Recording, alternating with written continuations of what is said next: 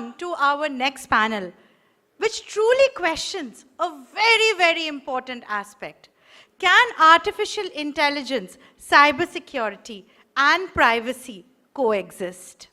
To steer this critical discussion, may I invite the moderator for this session, Lieutenant General Rajesh Pant, and along with him, joining him as the distinguished panel, Shri Arun Seth, Srimati Rama Vedashree, Shri Rodney Ryder, Shri Sam Sathyajith, Professor N.K. Goyal, Shri Abhishek Kumar. Digital युग में भरोसा की नई मुद्रा है और ये panel सुरक्षित रखने के तरीकों से विचार करेगी. With this distinguished panel, I now hand it over to Lieutenant General Rajesh Pant. Good evening, ladies and gentlemen. Thank you, Sagarika, for that excellent introduction. We have a big panel of 6 experts here and only 40 minutes. Let me compliment Gary for curating this program so well. You know, we started off with international aspects, as General Bakshi said, came down to the national level, and now we are going into the cyber world. As you all know, there are 5 domains around us: land, air, sea, space, and cyber. I don't know how many go into the sea and the other domains, but definitely every time you take out that 6-inch thing in your pocket, you are entering the cyber domain. And which is why it is so important.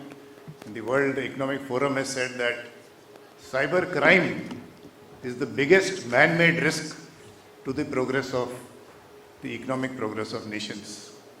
$10 trillion, that is what we are talking of, which was lost last year due to cyber crime. It's like a 3rd largest economy in the world. As if that was not enough, we've heard about artificial intelligence, deepfakes, cloning, targeted cyber attacks taking place. Every day in India, there are 6,000 reported incidents of people losing money. Anyone here has fallen to cyber fraud? Okay, I'm sure there are. And finally, of course, we have the privacy aspect. You're all aware that the Digital Personal Data Protection Act, which was passed in August 2023. We are now awaiting the notifications to come out. In fact, just this morning I checked up from the ministry कि इतना देरी क्यों हो रहा है notifications निकालने में, implement करने में. And I was told there is a link with the trade talks that are going on because there are some aspects of the cross-border free flow of data involved in that. And the minister has said that before the winter session, the notifications should be coming out. So we have this mix of cyber security, artificial intelligence, and privacy. And this is what we are going to discuss in the panel today, whether they can coexist or not. I think it's a no-brainer. They have to coexist. There is no doubt that you can go back into cyber security rollback. How many are using ChatGPT or any other of those, Grok or Llama or anything? Excellent, quite a few. So, you know, there are variations coming out about the latest ChatGPT 5. People were expecting a lot, but what I'm told is that with a larger database, there are more hallucinations than what was there in the earlier models. So we'll discuss about that. And without further ado, let me straight away jump to Arun. And Arun, with your background in NASSCOM and you've actually brought a lot of telecom industries into India. And you've also got a lot of experience on startups and funding, etc. Let's have some views on, you know, the coexistence of these 3 aspects, as also some of the aspects related to the regulation part, as to privacy and regulation, etc. Over to you, Arun. Thank you. Yeah, each time there's been technology change, and you can start from when horses were replaced by motor cars, or when petrol engines came, or whatever it may be. We had a lot of time for the change to happen. The real difference today is there is no time left. So we need to move at the speed of sound or speed of light or whatever you may say. We can't take forever to change, and we need to be proactive than reactive. That's the simple message that I would give. So every time we are using AI now, everywhere, whether you use your UPI, you use Aadhaar, you used COVID during COVID, there's a lot of AI everywhere out there. So how do we live with it? As Rajesh said, we have to live with it and create regulations which don't stifle us. Because innovation is the key engine where we will keep moving forward. So we definitely need lightweight regulation, but a two-way regulation. I remember the time, Rama, you were here from DSCI. I was part of the committee which created DSCI. And that time the issue was, what should we follow? What should we do? Should we be, have everything controlled? And luckily we came up with a self-regulatory body like DSCI at that time, which you headed after that. And we were able to create that dialogue. We need that dialogue between industry, startups, and government to help us with the right regulations. And I think, as General Pant said, we have the DPDP Act, which is coming up, let the board come up, but make it very, very flexible and two-way, rather than one way or the highway, which normally used to be the habit. And let's look at other models which are out there. I mean, for example, the government of Singapore is very, very proactive in this. And we should study these models, what have worked. And there are certain models, like we've been mentioning other countries, who want to control the lives of citizens. That's certainly not what we want. So we know we should be looking at these models as what we should not be doing and what we should be doing. So I would leave it at that, Rajesh, and let the rest of the panel talk ahead. Thanks. That's a good point about seeing different models used by different countries. Singapore, in fact, also has a Cybersecurity Act, a separate act to address these cybersecurity issues. And sorry, one more issue which is there is, while we can have all these acts, the fact is that the backbone of our industry is all the SMEs and others. Large companies can look after themselves. So we certainly need to be doing, in terms of educating our SMEs, give them, for example, in the Singapore Act, I was reading it in the morning, they have a CTO on demand, which SMEs are allowed to access at a very low rate. You may have all these fancy things, but most people don't understand the implications. So we need to invest in all these things, and the government is doing the right thing with the AI mission by allowing all these GPUs to come in at very low rates. Mm-hmm. And I'm now reminded, since you talked of NASSCOM, we used to have VSNL. Some of you may remember VSNL. They used to charge a bomb for a leased line of 64K. But luckily the STPI was born, which allowed that same resource to be given at a cheap rate. And that's what created my industry. So we again need to be thinking like that. True, I think that's a valid point as to. So let me come to Rama now. Rama, with your background in Data Security Council of India, and the fact that today, with the cyber crime that I mentioned, how do we create a digital trust between the individuals, with the government, with the digitized world? If so many cyber crimes continue to take place, let's have some views on that. Thank you, Dr. Pant. Always a pleasure to be part of your sessions. The way I look at it, because you're talking about pursuing digital trust, and in the context of AI and Gen AI, we have to acknowledge that AI is now a foundational technology in every digital product and platform. There's no way of shying away from that. Plus, AI is foundational technology in every cybersecurity product and platform. Some of an industry member is here, he'll be able to elaborate more on that, right? So when we look at this, there is a friction, because when you look at AI or cybersecurity always involves extensive monitoring, whether it is users, apps, devices, whereas when you look at data protection and privacy, we always talk about informed consent, we talk about purpose limitation, we talk about data minimization. And the cybersecurity and privacy functions in any large enterprise or in government, they always, there is a friction. We now need to look at how do you get data protection and privacy and cybersecurity are dual objectives of the digitization efforts of the country or of the company, right? In that, how do you pursue digital trust? When I would say pursuing digital trust is basically aligning three key actors. One is the developing entity, which is building those AI platforms and products. That entity can be a large big tech firm, it can be a large services firm, it can be a startup that Arun was talking about, right? Then it is the regulatory and accountability governance infrastructure, which is the institutions which are supposed to drive the governance around deploying any new technology. And the third entity is the actual organization, which could be a hospital, which could be a bank. How do you align all of them to these digital trust objectives? I think that is where we are having a challenge, and we need to align all of them. And the challenge, Dr. Pant and all the panelists will agree, is that these challenges are not within your borders, because when you look at AI and cyber or the entire digitization journeys, they are borderless. They are cross-border. So how do you get these norms of AI governance, norms of cybersecurity governance, data protection and privacy in a global digital order? I think there also we are having some challenges. So we need to align them in terms of technologies and frameworks, whether it is the NIST framework.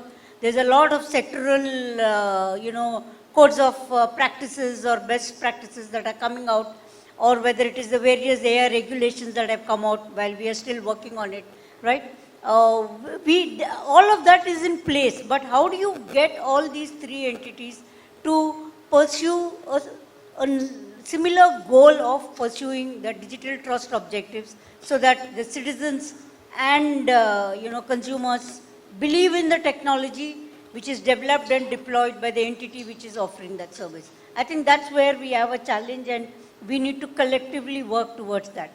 The way we notice, sir, when you look at leveraging AI, maybe a very genuine cybersecurity use case of monitoring, right? Which is could be user behavior monitoring, which could be monitoring devices from a security standpoint. A perfectly genuine cybersecurity use case. Very soon, it can go out of hand. There can be a mission creep where it can end up being workforce surveillance, it can end up being citizens population scale surveillance, right? So how do you make sure that we have the frameworks, we have the agreed auditing standards, auditing norms, like the way we have in financial accounting, right? The way Financial Services Board or FATF looks at anti-money laundering and the financial security standards.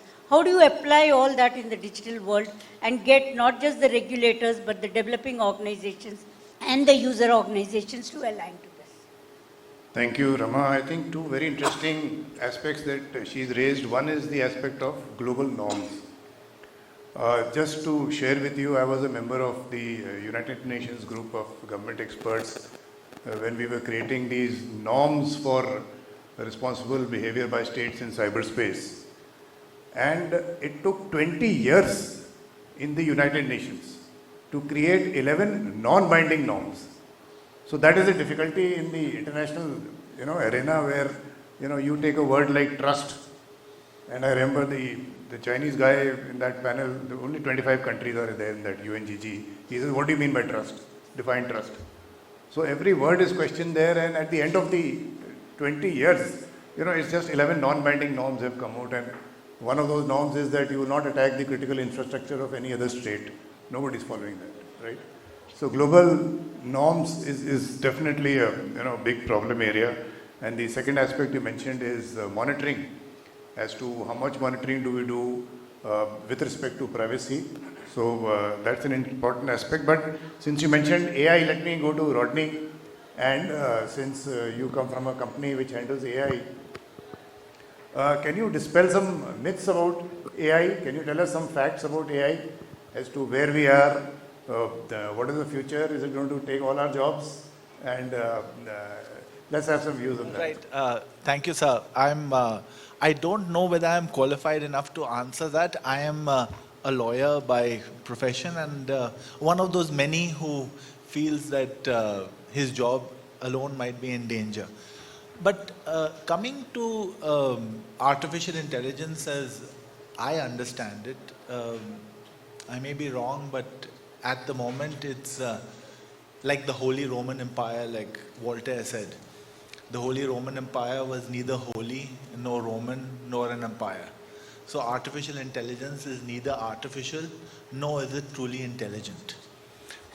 Intelligence was of a rare kind, was on display in the last panel, and our honorable Paramvir Chakra awardee. Courage, conviction, and doubt. The courage that David had in the Old Testament, where he has faith in God despite being in trouble from time to time. The conviction that Arjun has when he is asking the Lord for answers and doubt on the eve of the battle. David and Arjun are all of us human. What does artificial intelligence do for us, as I see it? It's an amazing tool. I am now closer to the 30th year of my practice, and I am one of those old lawyers who actually had to read every word of every judgment in order to make sense of it. Today's youngsters in law school just have to enter in keywords and get answers. They have all the shortcuts available. So are shortcuts in themselves fantastic? Of course they are. But when I talk to people in industry across the board, whether it's the legal industry like our law firm or in the software industry, one of the things about artificial intelligence is it's actually for older people like us who've been through the grind searching each page of every text. It could have a corrupting influence on a youngster who might use ChatGPT or Grok or some other tool to get shortcut answers. Having said that, security, we've seen in the previous examples about human beings and how they've stood up at risks to their life for perhaps the only thing that was between them was that determination to see the side through, to see the country through. And that kind of motivation is unlikely to come from machines. At the moment, we are not talking about sentient machines. My generation was finishing school when we saw the Terminator movies, and that sort of artificial intelligence, fortunately, is not around with us today. We do not have computers which have a sense of selfhood. Neither are they coming to harm us or destroy us. But we've seen, as in the previous panel, that there might be humans with biases. And all of us have our own bias. All of us have to have the limitations of understanding our world, because all our experiences are based on just what we've seen. And that could be a problem for us. Biases aren't bad. Richard Feynman says, I love chocolate ice cream. And if there are any more flavors, I don't want to know about them. Because I don't want to go to a popular brand and see 42 flavors and have to choose from one of them. So biases could be anything. It could be fantastic leanings toward the favorite poem. But if we are unable to recognize the flaws in our thinking and unable to examine things critically, that would be a problem for the future and for humanity. Right now, security rests as it should on the shoulders of brave women and men. Wow. Thanks, Rodney, for that really conceptual sort of a talk on AI. You mentioned bias. I have some personal views on a lot of debate about artificial intelligence and bias, because bias is there in human beings also. In fact, there is more bias in human beings. You see what Donald J. Trump is doing is because of his connections, with Pakistan, some commercial connections, etc. And in every dealing you find, people with bias. So, and as far as cybersecurity is concerned, let me share with the audience that artificial intelligence is being used in a big way in cybersecurity, both for offensive operations and defensive operations. And in offensive operations, we've today got attacks coming in, where they are coming in, they are sensing what is the defensive mechanisms that you are using. They are morphing themselves and appearing to be benefic and then coming inside. Very targeted spear phishing mails are coming, etc. And for defensive operations also, there's a Google DeepSeek that detected a 0 day. A 0 day was detected by the AI of Google. So, and those of you who are interested, please read the MITRE Atlas Matrix. That is the one that talks of, the offensive and defensive aspects of AI. But talking of cybersecurity, I think with Sam around and his experience in quick heal and security, let's talk of, what are the latest aspects of cybersecurity, what is the future of cybersecurity. Let's share it with the audience, please. Thank you. First of all, thank you, General Pant, and really honored and privileged to be part of this eminent panel.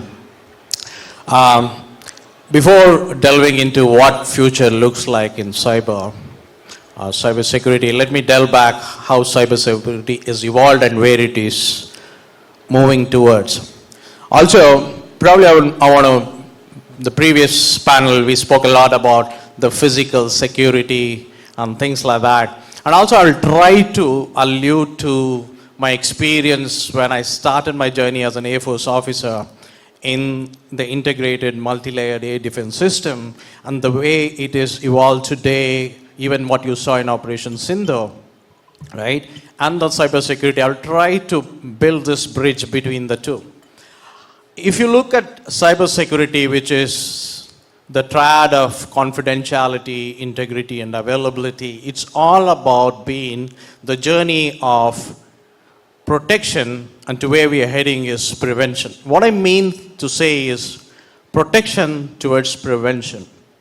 If you go back, take a step back of how cybersecurity is evolved, and we started with trying to protect everything, and then when we realized that probably the breach is inevitable, but data exfiltration is unacceptable, it was pertinent to detect first and respond.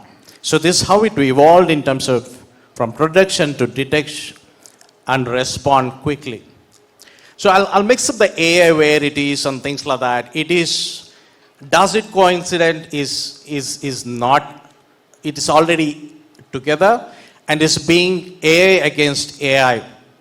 Coming back to this journey of from detect and respond, how efficiently you're able to and how quickly you're able to detect and respond before a data exfiltration happen has been the mantra of cybersecurity. But today where we are heading with the AI-based attacks and all, how do we preempt? We spoke of this earlier in it. How do we preempt it? This is the preemptive cybersecurity which is we are moving towards it. So what it means preemptive cybersecurity is all about prevention. So you have predict what's likely to do and you obfuscate your targets and protect those in advance. So this is where the cybersecurity is heading. And what we are talking of AI is inherent with it. If you don't use it for the protection or the prevention mechanism, the AI-based attacks are advanced. The reason it is because while we are trying to use AI to detect and respond, because it's not just finding the needle in the haystack, it is how do you identify those well in advance and to respond on this, where AI has been bringing down that speed of response, but how AI is being used is that you come, enter into it, you be dormant, learn the system and be dynamic and adaptive on it.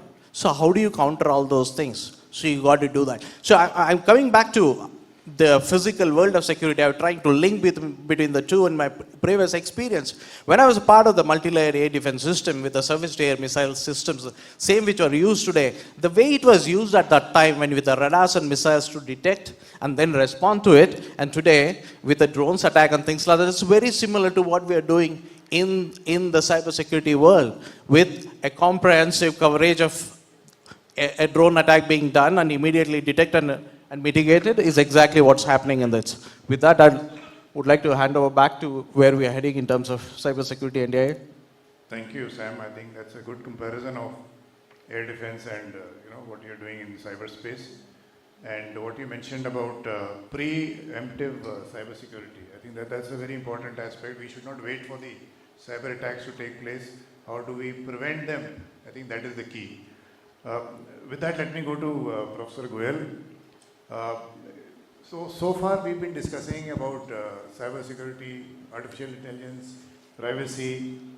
Now, what can the government do to resolve this sort of a conflict that that is taking place? Let me have some views on that, especially since you have a background of the Telecom Equipment Manufacturers Association. He's also the president of Cybersecurity Association of India, and is very close to dealing with the government on policy advocacy, etc. So let's have some views from Professor Goyal. Sir thank you very much. सबसे पहले तो मैं Gary जी का thanks करना चाहूँगा कि आज एक अनयूजुअल मौका है मेरे वास्ते कि मेरे चेयरमैन भी हैं, मेरे डायरेक्टर भी हैं और मेरे डीजी भी यहाँ बैठे हैं with three of you. Sir अपनी बातों को संक्षेप में कहने के लिए 4 पॉइंट्स: एक साइबर पॉलिसी, एक reactive, scaling, database. Sir cyber policy में जैसा आपने कहा कि ग्लोबल पॉलिसी तो है ही नहीं, आपको 20 साल लगे. इंडिया की पॉलिसी भी 2013 से पेंडिंग चल रही है, तो उसको जल्दी निकालना चाहिए. और एआई में सब लोगों ने बातचीत की. मेरी प्रॉब्लम यह है कि जैसा अरुण जी ने बोला कि आ गया, हमारे स्तर पे आ गया है.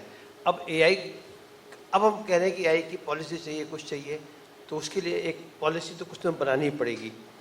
हमारी नेक्स्ट पॉइंट में हमारी जितने भी आज की तारीख में पॉलिसी है वो रिएक्टिव है. फ्रॉड हो गया 1930 फ़ोन कर दो, उसके बाद पैसा मिला कि नहीं मिला यहीं तक सीमित रहते हैं.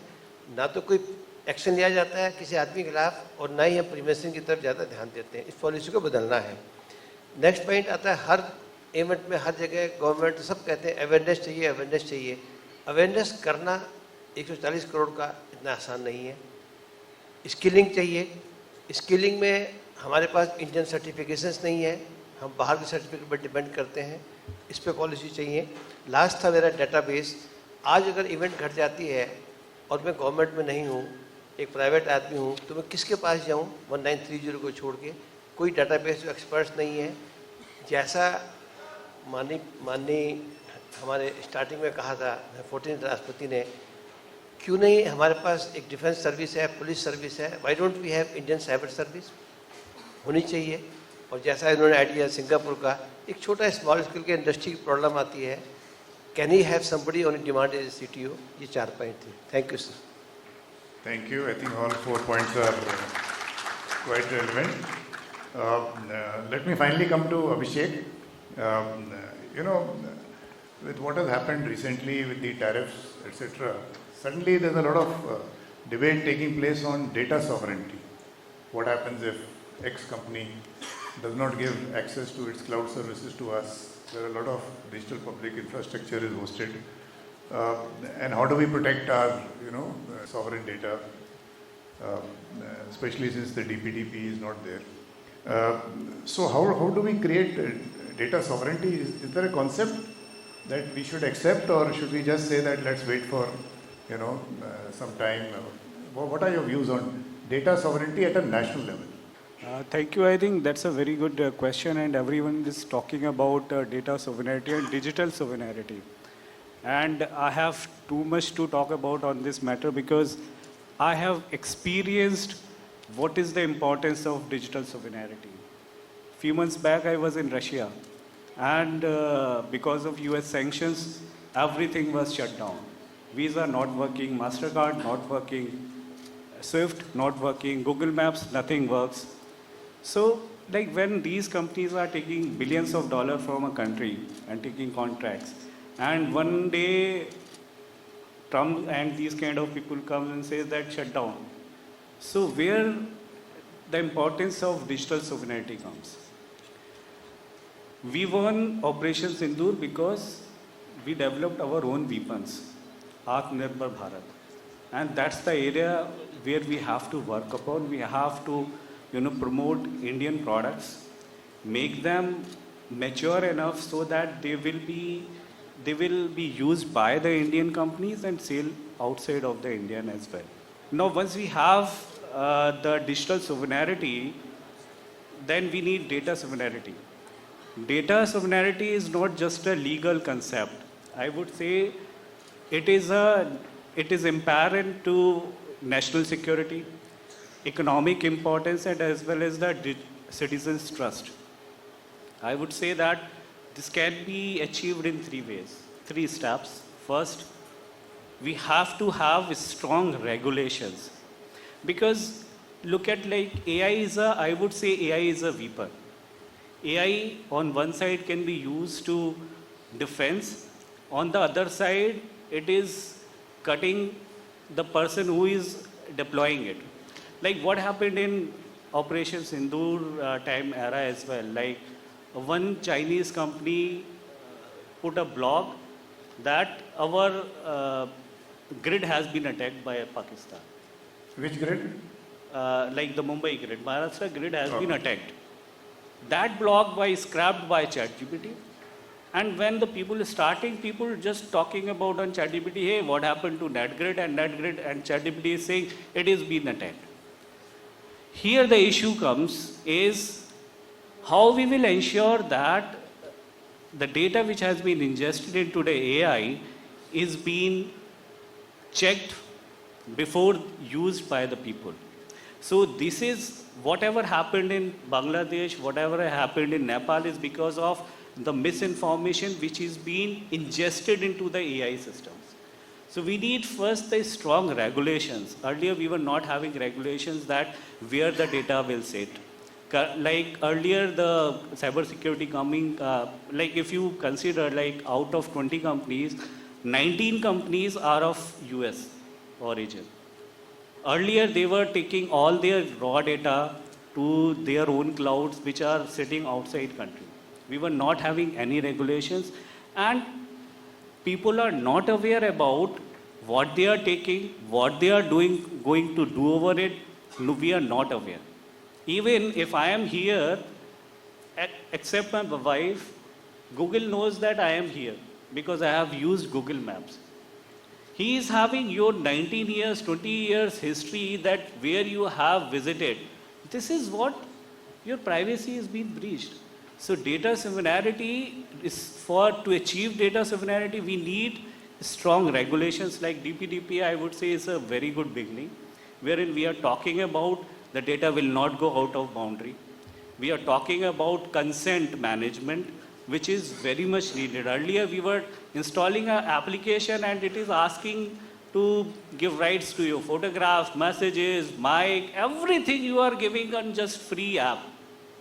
But here now with DPDPA, the companies are liable to keep the consent of the user. And this is empowering the citizens of the India. So first is strong regulations, and currently like DPDPA is not covering any regulations on the AI, usage of AI, and how it can be adopted by the organizations. So that need to be covered. Second step, we have to build the infrastructure. Infrastructure where the data is being residing and how it can be used. Second is we have to build monitoring centers, centralized monitoring centers, at least for monitoring the critical infrastructures, like banks, the industrial environment, like Operation Sindoor, we have seen like thousands of attacks being targeted on our infrastructure, like oil and gas and electricity. So we have to have those operation centers through which we can monitor and proactively act upon it. And third is we have to bring the transparency in the AI model, and this will come through a, collaboration between the private companies and the government as well. So how they are, creating an awareness among the people that, I just give you an example, like whenever our people goes and deploy the systems, when they go and put the, an application into a CVC guy in a department, he always having questions, what your application is going to do, what is getting the data, is he doing the surveillance on me? People are not having the clarity what the systems are going to do. So the regulations, so nobody will give these clarity to the people until and unless the regulations are there. The organizations have to have shared these informations, what we are taking, how we are going to use it. So all these factors are important to build the data sovereignty in India. Thank you, Abhishek. I think two key takeaways that I have noted. One is, of course, Atmanirbharta, that you said is very important, and the need to build an infrastructure. Both points are absolutely valid. So what I'm going to do is that there is one question that I've got. We'll tackle the question. In the meantime, we'll close by asking one sentence each from each one of you as to how should we tackle this aspect of AI, cybersecurity, and privacy. So just think of that one sentence which you think is the most important that we should do. I have one question from somebody who has a very good handwriting. Would you like to stand up? Oh, you're right. So, okay, I'll read it out. It says that the question is on the proximity turmoil in our neighborhood, which means Bangladesh and Nepal, which is fueled by social media. And the question is, have we fully armed our systems to monitoring social media to pre-warn the government about what population of the group of people are thinking and planning? I think it's a very, very important question, seeing what has happened around us and how quickly it's happened, and there's no doubt as to what part of would have been played by social media. Would any of the panelists would like to take that? Yeah, okay. Abhishek.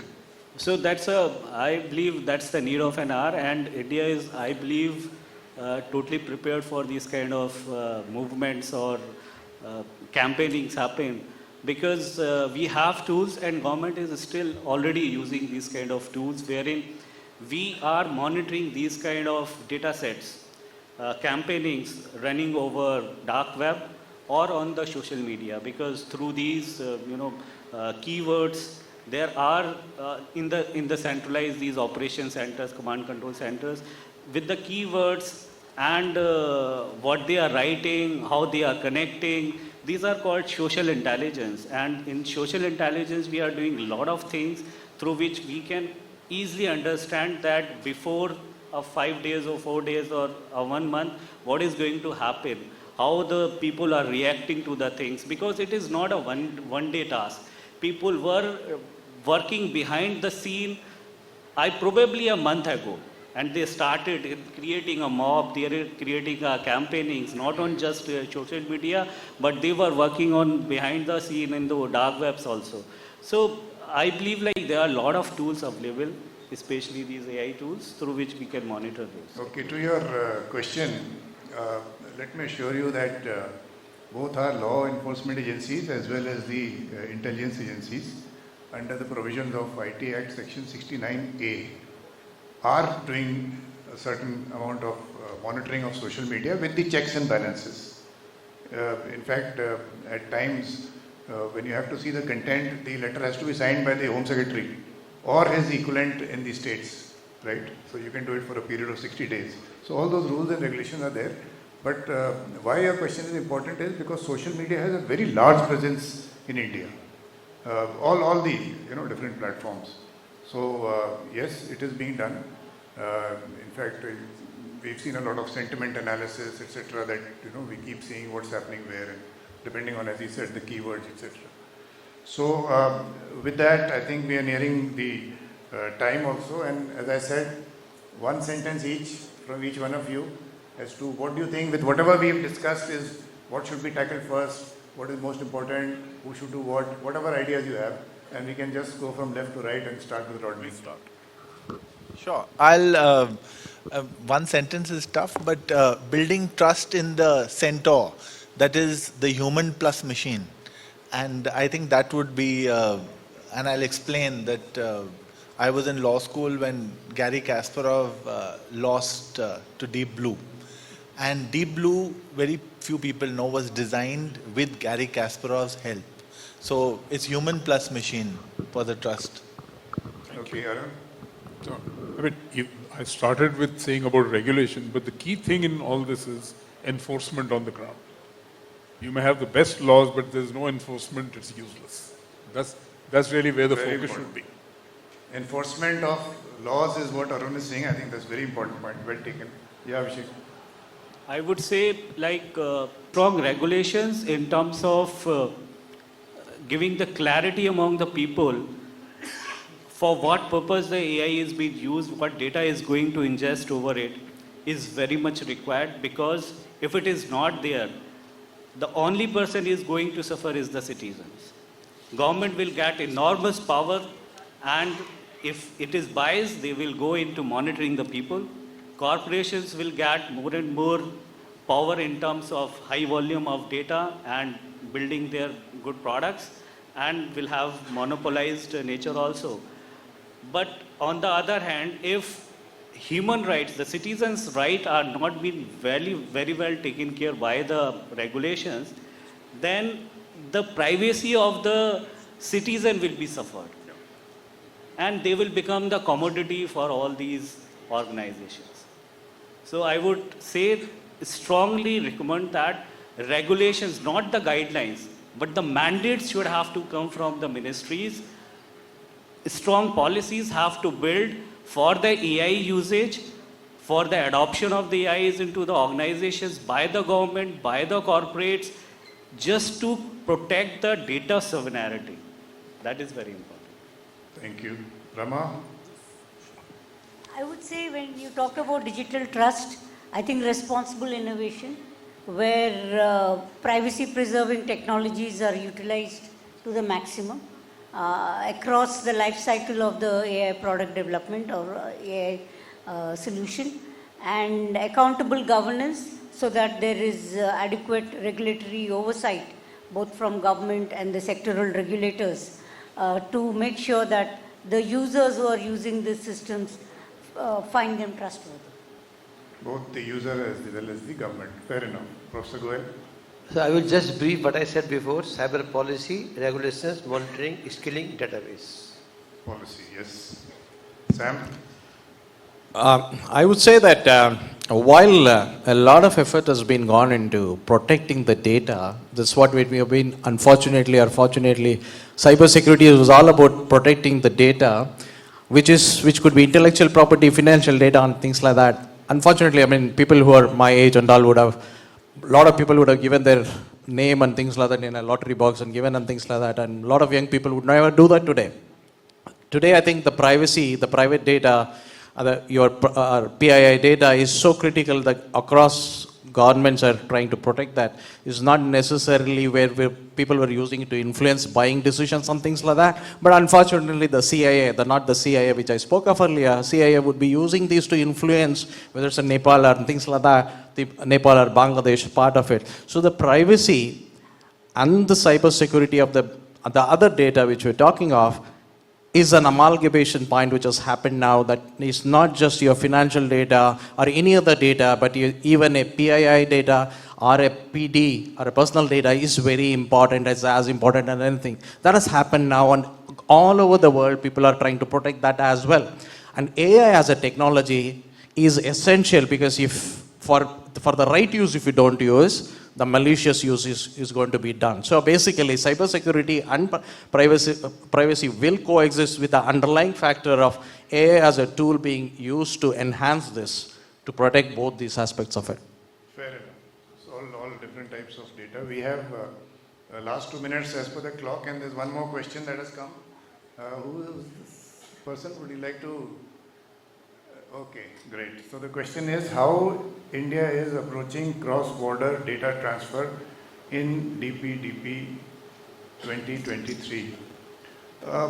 Sometimes I find that, and we'll have some views of Rodney also on this, that some people have doubts as to whether the DPDP is restrictive towards cross-border free flow of data. It's not. It permits cross-border free flow of data. And in fact, the line reads that except for certain countries where it is restricted, cross-border free flow is permitted. Very clearly written in that. And it has to be. You see, today the way the financial world operates for that matter, if you travel around the world, you need to exchange a lot of data with your bank and stuff like that. So we have to survive in that environment. But let me get views of the lawyer to whom I actually I had asked the question of AI from you, now I am asking the legal question. Thank you, sir. Not at all. We are talking of cross-border data transfer in DPDP. Yes. I think you summed it up perfectly, sir. To that, I'll add the cornerstone of any data law, and ours too, is consent and harm. So both have to be factored in, and consent, clear, informed, and also going a little beyond consent as to, is the party consenting knowingly? Is there a framework in place for redressal? And the next aspect is harm. What is the possibility of harm? Have we seen a full cycle? And how is data going to be stored, used, subject to the principles at hand? So that's subject to that. There will be a fair cross-border transfer. And moderators, the idea of the act is not to restrict. The idea is to make aware and to protect. Having said that, there will be a tremendous role. The flavor of the act will be determined to a large extent by how the Data Protection Board acts. Thank you. And just in time, because it shows time's up also there. So let me just conclude that to protect national cyberspace, we have to have a whole of a nation approach. In fact, the term we use is common but differentiated responsibility. That means the citizen has a responsibility because the attack starts from that one person getting compromised. The citizen has a responsibility, the businesses have a responsibility, academia has a responsibility, and the government has a responsibility. And that is where Professor Goyal's point of the policy and the strategy comes in. Present policies of 2013. There is a revision which is taking place. The IT Act is of 2000, amended in 2008. There is a Digital India Act which is likely to come out. You've seen the Telecom Act has come out, the DPDP. So the Digital India Act is going to upgrade the Cybersecurity Act. And of course, Atmanirbharta is very important. And finally, for the digital trust, there is an acronym called STEP, STEP, which translates into security, transparency, ethical practices, and privacy. I think if we keep all these things in mind, there is no doubt that cybersecurity, AI, and privacy can coexist. With that, a round of applause for our esteemed panelists here. Thank you very much.